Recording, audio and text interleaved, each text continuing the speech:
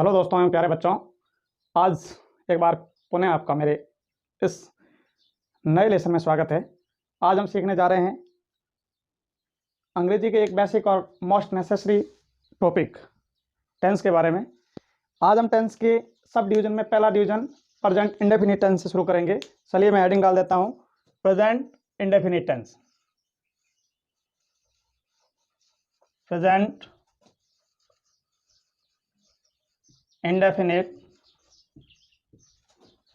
Tense. Present indefinite tense ये tense का एक बहुत महत्वपूर्ण भाग है। प्रैक्टिस मैक्स मैन परफेक्ट, इसलिए अभ्यास बेहद ज़रूरी है। अभ्यास करते रहिए। क्लास फर्स्ट से आप जहाँ भी हो, जिस भी क्लास में हो, यहाँ तक आए हो, अभी भी टेंस का टॉपिक आप कंप्लीट नहीं कर पाए हो, इसका एक ही कारण है कि आपने किसी भी प्रकार की प्रैक्टिस नहीं की है। तो प्रैक्टिस बहुत ज़रूरी है। चलिए आज के इस tense present indefinite tense, Hindi वाक्य आपने खूब पढ़े होंगे जिनके अंत में ता है, ती है, ते है, इस प्रकार के शब्दांश आते हो। जैसे राम बाजार जाता है, हम क्रिकेट खेलते हैं, वे गाना गाते हैं, श्याम फुटबॉल खेलता है, हम एक पत्र लिखते हैं, हम एक उपन्यास पढ़ते हैं। इस प्रकार के सेंटेंस हमने कई पढ़े हैं।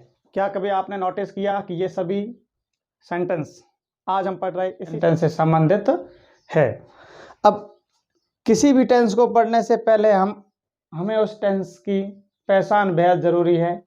सबसे पहले हम आइडेंटिफिकेशन पर चलते हैं कि इस टेंस की पहचान क्या है। आइडेंटिफिकेशन, पहचान। अब यहाँ पर हम पहचान दो भाषाओं में समझेंगे। सबसे पहले हिंदी में। हिंदी के जो भी वाक्य जिनके अंत में ता है, ती है, ते हैं, ता हूं, इस प्रकार के शब्दांश आए, वो सभी इसी टेंस के वाक्य हैं। ये ता है, ती हैं, ते हैं, इस प्रकार के शब्दांश आएंगे। जैसे राम बाजार जाता है, हम क्रिकेट खेलते हैं, मोहन एक पत्र लिखता है, सोवन एक पुस्तक पढ़ता है। यानी मैंने जो वाक्य बोले वो सभी ऐसे वाक्य हैं जिनके अंत में ता हैं, ती हैं, ते हैं, ये शब्दांश आए हैं। परंतु मैं कहता हूँ मैं एक अध्यापक हूँ। क्या इस वाक्य के अंत में ता हैं, ती हैं, ते आया? नहीं। फिर भी इस वाक्य को प्रेजेंट इंडेफिनिट टेंस का माना जाएगा। दूसरी हम पहचान करेंगे, बहुत ही जरूरी है क्योंकि हम इसी के लिए यदि माथापच्ची चल रही है। इंग्लिश वर्ब की फर्स्ट फॉर्म आएगी। मैं यहाँ पर वर्ब को वी से इंडिकेट कर रहा हूँ, यहाँ पर फर्स्ट फॉर्म लिख रहा हूँ। तो वर्ब की जो फॉर्म होगी वो फर्स्ट फॉर्म आएगी। जैसे क्रिया आपने देखी होगी, जैसे वर्ब की कितनी फॉर्में होती है, वर्ब की फॉर्म किस प्रकार चलती है, पार्ट्स ऑफ स्पीच में हम पढ़ रहे हैं। आगे आने वाले टॉपिक्स वर्ब भी होंगे, तो वर्ब में होने उन टॉपिक्स में वर्ब को बेहतर तरीके से पढ़ेंगे। परंतु यहाँ पर संक्षिप्त में आप समझ लें कि वर्ब, VERB, वर्ब क्रिया की फॉर्म में चलती है। जैसे मान लीजिए एक वर्ब लें हम, प्ले, PLAY, प्ले मीन्स खेलना। इस वर्ब को आप फर्स्ट फॉर्म कह सकते हैं, इसको आप रूट वर्ड कह सकते हैं, इसको आप मूल शब्द कह सकते हैं। यही फर्स्ट फॉर्म है। अब इस रूट वर्ड या फर्स्ट फॉर्म हम इसलिए कह रहे हैं कि इसके अब टुकड़े नहीं हो सकते या इसके ऐसे भाग नहीं किए जा सकते जो मीनिंगफुल हो, जो अर्थ देते हो। हाँ, इससे आगे हम बढ़ सकते हैं, इसकी सेकंड फॉर्म की तरफ जा सकते हैं, थर्ड फॉर्म की तरफ जा सकते हैं, फोर्थ या ING आया जिरेंड फॉर्म की तरफ जा सकते हैं। सेकंड फॉर्म इसकी प्लेड होगी और थर्ड फॉर्म भी प्लेड, और इसकी जेरेंड या फिर ING फॉर्म प्लेइंग होगी। इन बातों को आप ध्यान में रखें ताकि आने वाले जो भी टेंसेज है या जो सब डिवीजन है टेंस के, उनमें इन क्रियाओं की बहुत ज़रूरत पड़ेगी। क्रियाओं के बगैर आप इस टेंस पोर्शन को नहीं सीख सकते। तो ज़रूरत है, अगर आप इसको सीख रहे हैं तो अपने जो नोट्स तैयार कर रहे हैं या प्रैक्टिस कर रहे हैं उनमें कम से कम 20-25 क्रियाओं के फॉर्म लिख कर रखें और उनको याद करें। अब ऐसे वाक्य हिंदी में ता है, ती हैं, ते हैं, इंग्लिश में फर्स्ट फॉर्म वाले वाक्य, सभी वाक्य इसी टेंस में आएंगे। अब हम सेंटेंस फॉर्मेशन या फिर सेंटेंस स्ट्रक्चर को समझ लेते हैं। सबसे पहले अगर किसी भी टेंस को आप पढ़ेंगे तो सबसे पहले सकारात्मक वाक्य को बनाने की पद्धति को सीखेंगे, बनाने के मेथड को सीखेंगे, बनाने की क्रिया को सीखेंगे। तो सबसे पहले हम अफर्मेटिव कि अफर्मेटिव सेंटेंस कैसे बनता है, यही सीखते हैं हम। अफर्मेटिव सेंटेंस जिसे हिंदी में सकारात्मक वाक्य कहते हैं, जिसमें ना तो नेगेशन आएगा ना ही इंटरोगेशन आएगा, बहुत साधारण वाक्य, सिंपल सेंटेंस।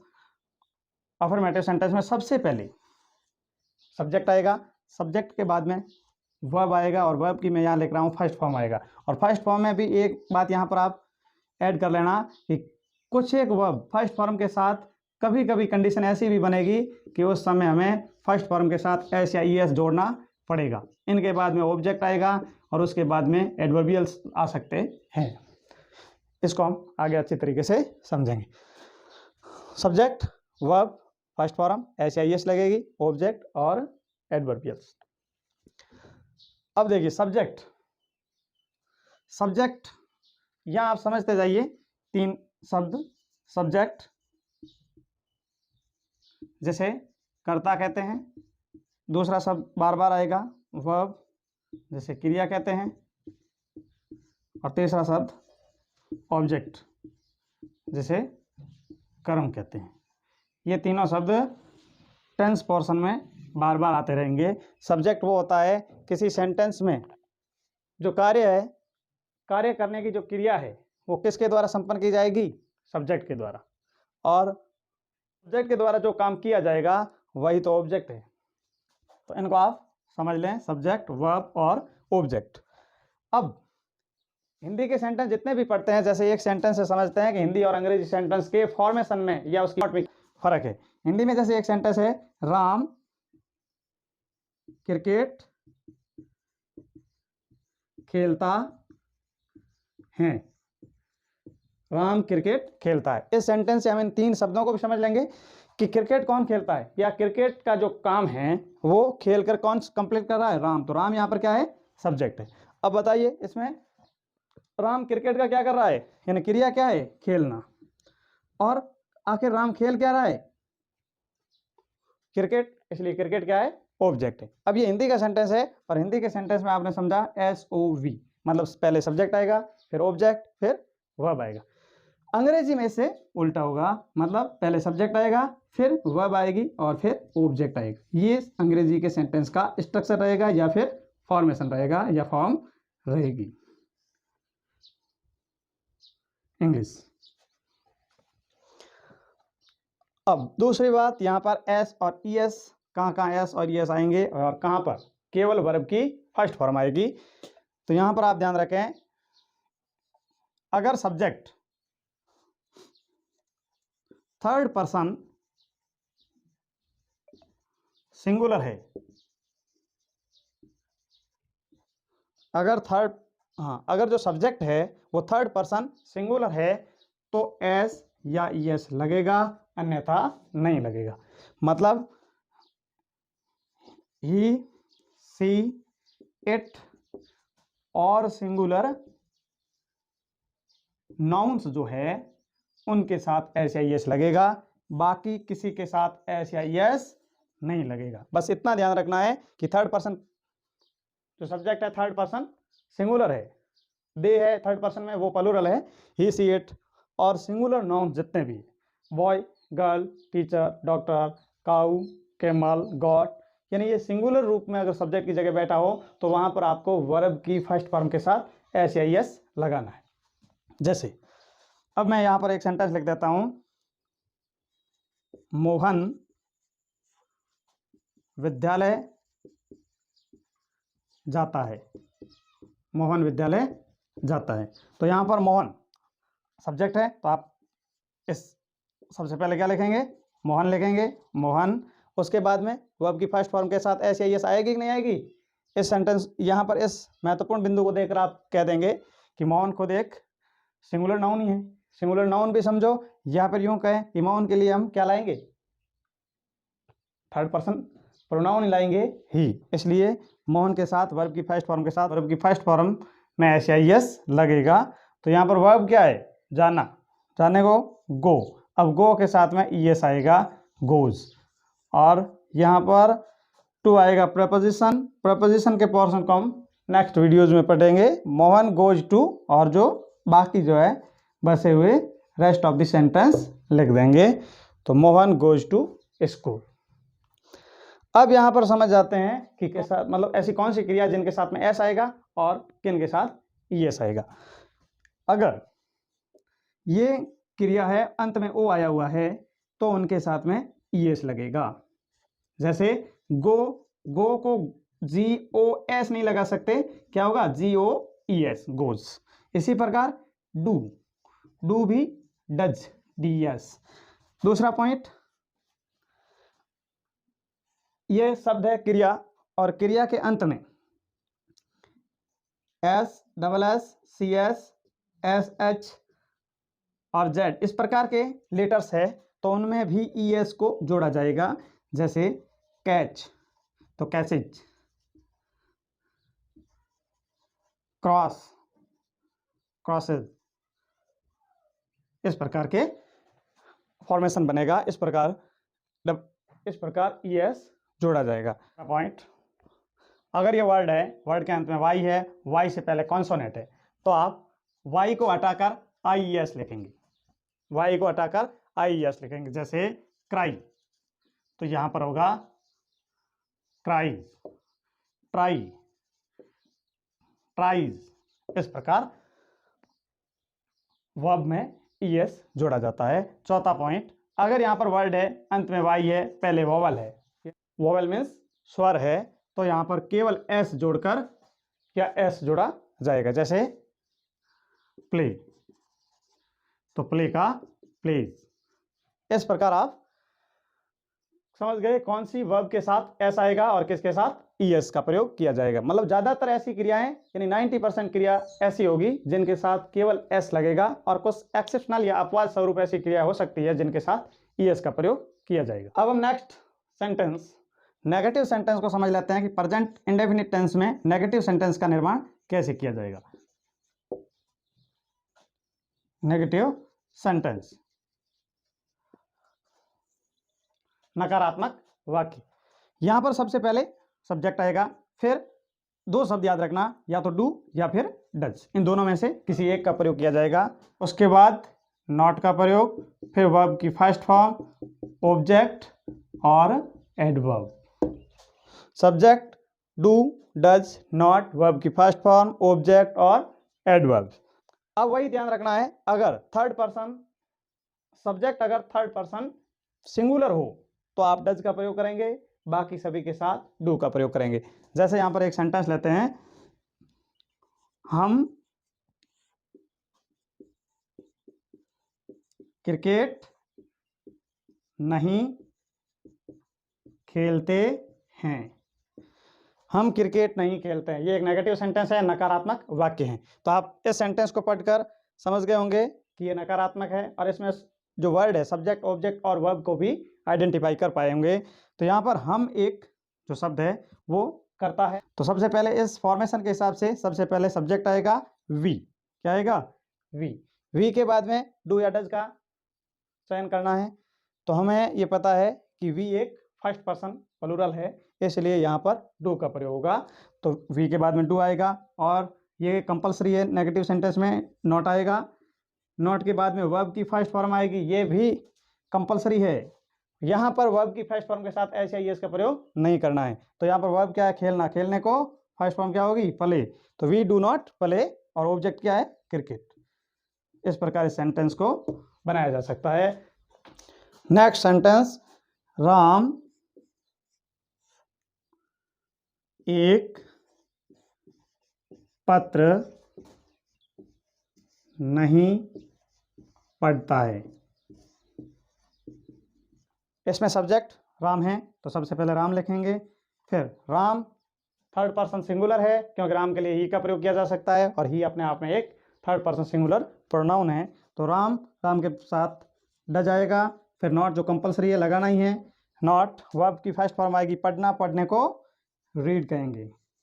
तो राम डज नॉट रीड और अब ऑब्जेक्ट लिखना है। ऑब्जेक्ट क्या है, ए लेटर। इस प्रकार sentence Hindi to English translate हो गया। नेक्स्ट सेंटेंस फॉर्मेशन है इंटरोगेटिव, INTERROGATIV, इंटरोगेटिव सेंटेंस।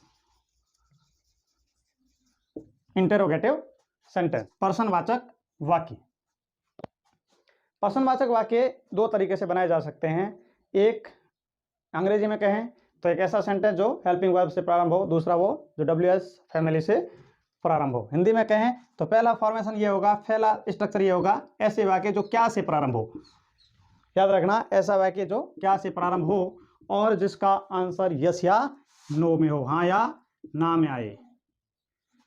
इस प्रकार के सेंटेंस को हम प्रेजेंट इंडेफिनिट में डू या फिर डज से प्रारंभ करेंगे। उसके बाद में सब्जेक्ट लिखेंगे, फिर वर्ब की फर्स्ट फॉर्म आएगी, फिर ऑब्जेक्ट, फिर एडवर्ब और क्वेश्चन मार्क। जैसे क्या सोहन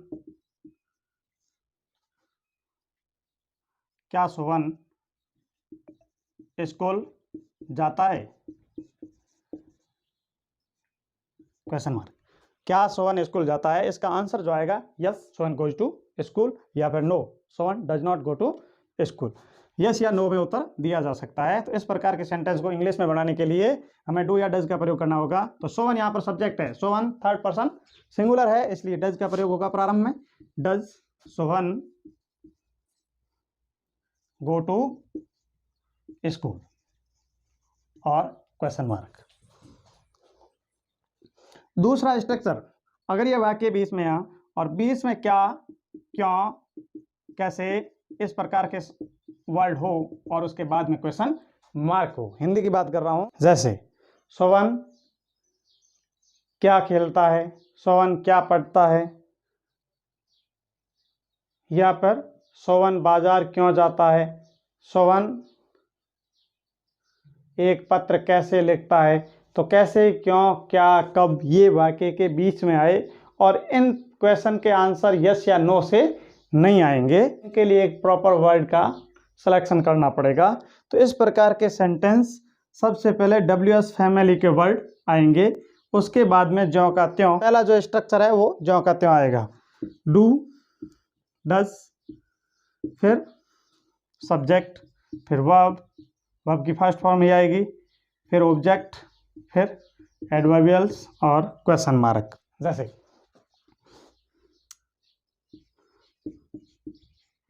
मोहन क्या पढ़ता है, मोहन क्या पढ़ता है। यहाँ पर मोहन सब्जेक्ट है और क्या है जो बीच में आया हुआ है, इसको हम डू और या डज से प्रारंभ नहीं कर सकते। यहाँ पर क्या के लिए एक प्रॉपर WS फैमिली से वर्ड लाना होगा, जैसे हम व्हाट कहेंगे, व्हाट। फिर मोहन के लिए डू आएगा या डज, तो मोहन सब्जेक्ट है, थर्ड पर्सन सिंगुलर है, इसलिए डज, डज। फिर सब्जेक्ट आएगा मोहन, फिर वर्ब की फर्स्ट फॉर्म पढ़ना, रीड, बाकी कुछ है नहीं तो आप यहाँ पर क्वेश्चन मार्क लगा दीजिए। What does Mohan read. इस प्रकार आप प्रेजेंट इंडेफिनिट टेंस को प्रैक्टिस के माध्यम से आसानी से समझ सकते हैं और इस प्रकार के कई हजारों सेंटेंस आप बना सकते हैं।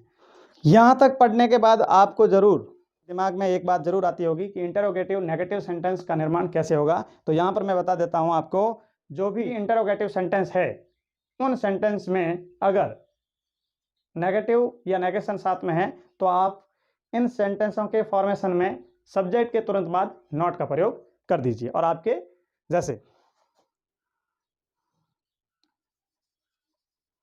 Y does Sita not go to temple